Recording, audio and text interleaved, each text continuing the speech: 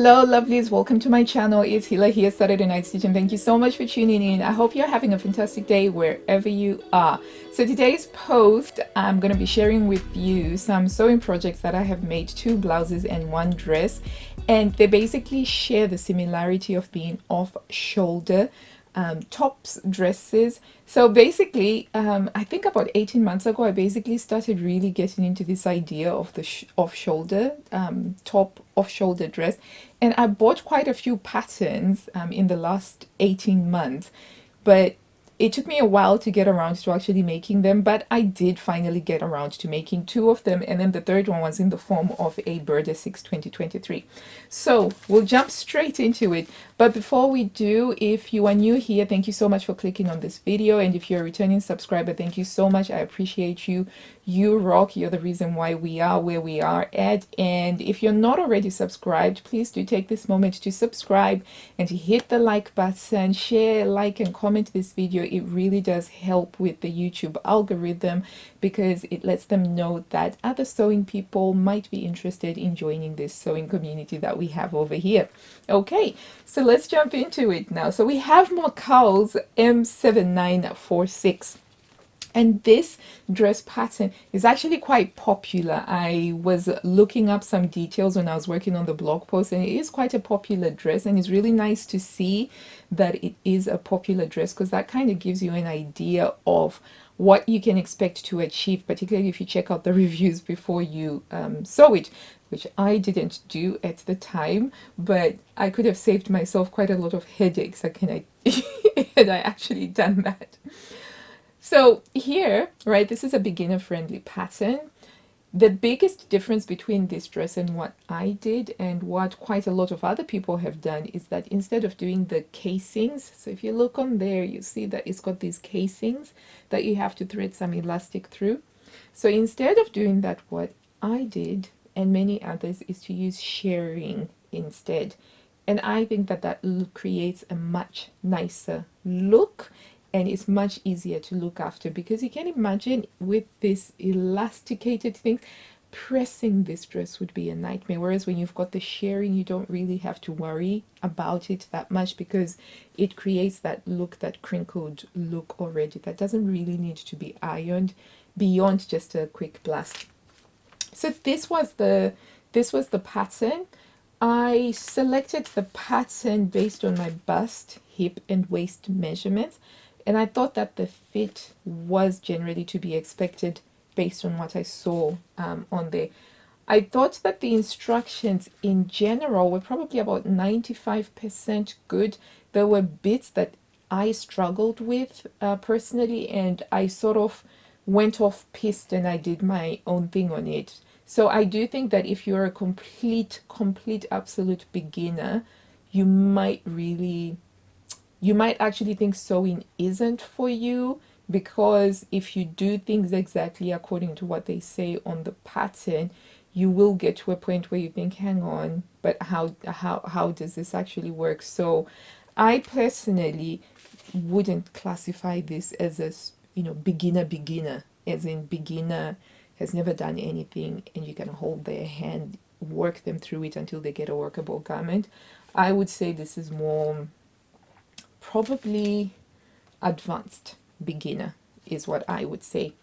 But don't let that stop you. Go check out the other blog posts that other people have written about how they got on and how they achieved the different looks with this. I like this pattern. I will definitely be making it again. I've got 2 projects, whips, work in progresses, that are going to be using this particular pattern, and I have no doubt that my daughters are also going to be loving this pattern because they already love wearing the one that I've made. The fabric is a Minerva exclusive viscose challis, which is absolutely delightful, gorgeous, feels soft against the skin. Sewing with it was a delight. It's very simple. It's viscose, so I used a fine sewing needle. So I think I used a 70, which matters, especially if you're going to be doing the shirring. So if you're going to be doing the shirring, you really want to make sure that you don't have you don't use an 80 or a 90, because those holes will be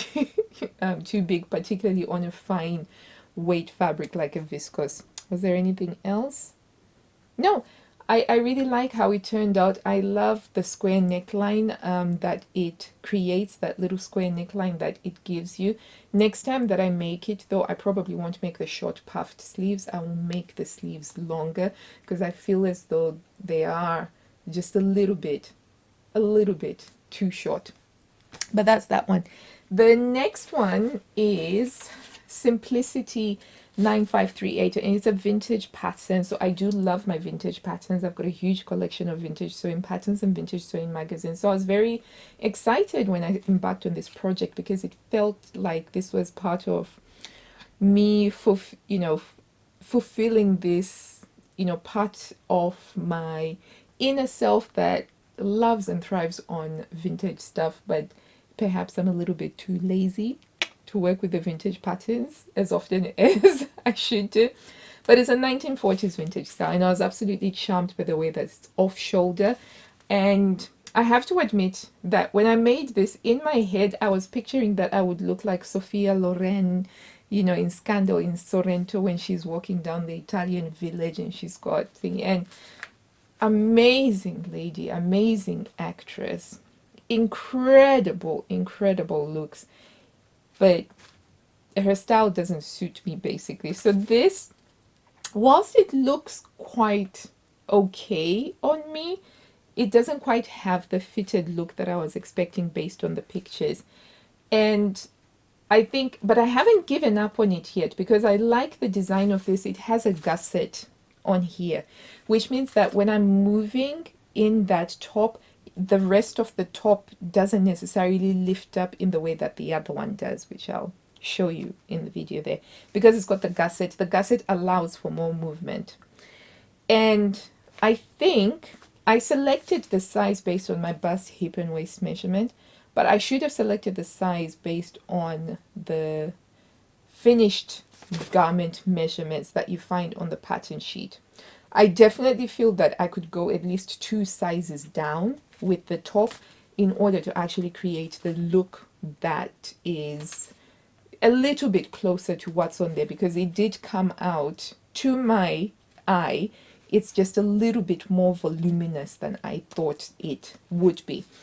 But I like the color of the fabric that I use. I like how comfortable the cotton voile is. So even though aesthetically it didn't quite come out as quite as snug, as fitted as I wanted to, I still quite like it because it goes with just about every other separate in my wardrobe. So I've got the navy blue jeans, I've got the white jeans, which I only wear when I'm feeling brave, the black skirt, the mini culottes that I wear all the time. It just goes in with all of those things because it's within my colors, and it is very comfortable and easy to wear. And it's something that I'm going to be taking along with me when we travel to Italy in a couple of weeks for our annual summer camping trip, which I hope you'll follow along. I will be posting on my Hile at Home, I add the lifestyle YouTube channel. So if you go over there and subscribe, I'll be keeping up to date with what we're getting up to. We're going to France, we're going to be in Spain, Barcelona,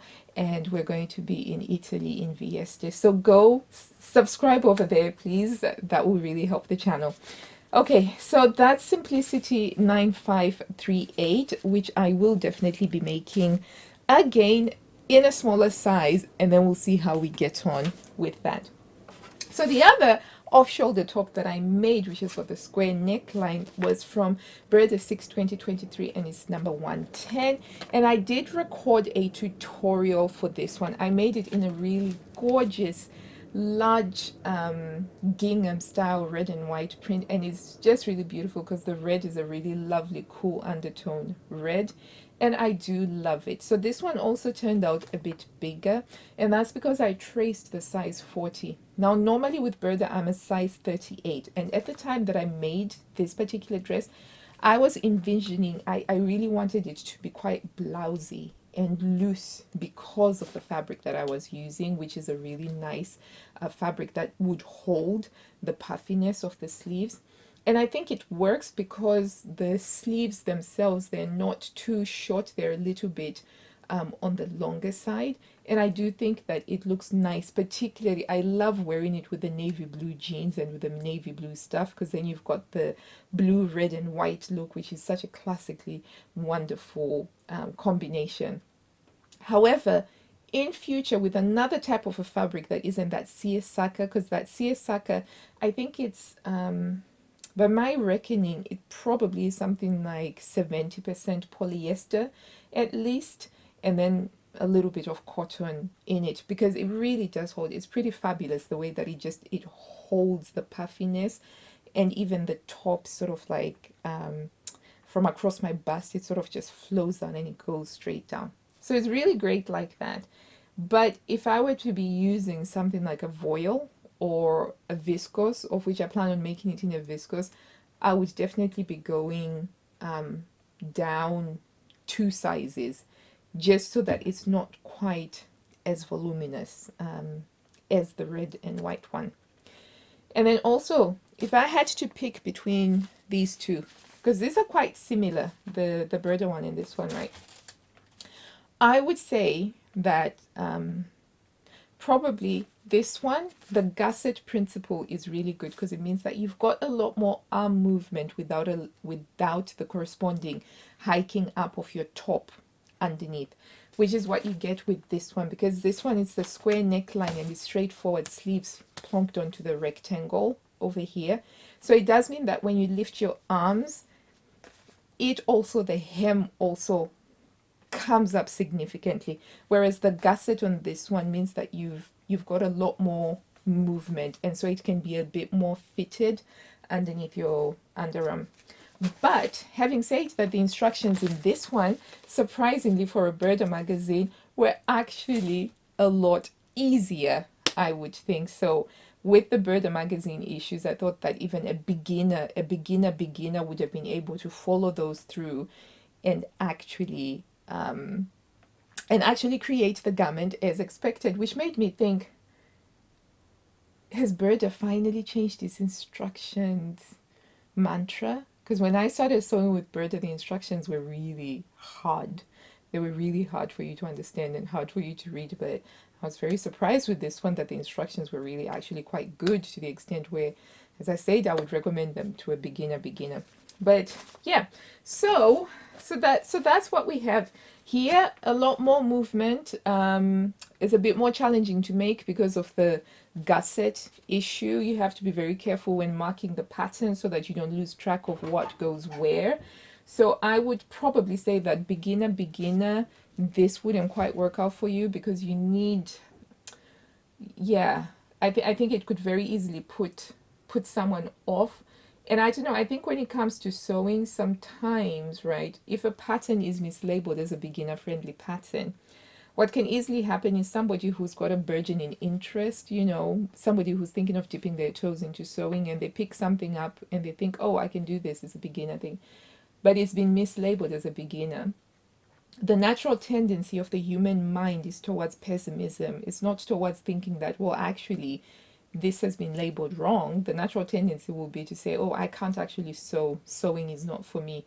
When I truly believe that that isn't the case. I do think that for everybody, there's a sewing project that can make your heart sing out there. And I do think that it's a shame sometimes when they put easy to sew or beginner sewing on things that might actually put somebody off. It's the same as when you see somebody in the gym and they're using the equipment incorrectly, and if you use the equipment incorrectly in the gym, you could hurt yourself. And then you hear some people who say, oh, I didn't like going to the gym because, well, I hurt myself, and there's no point in going somewhere where you can hurt yourself. And it's kind of like, that isn't it at all.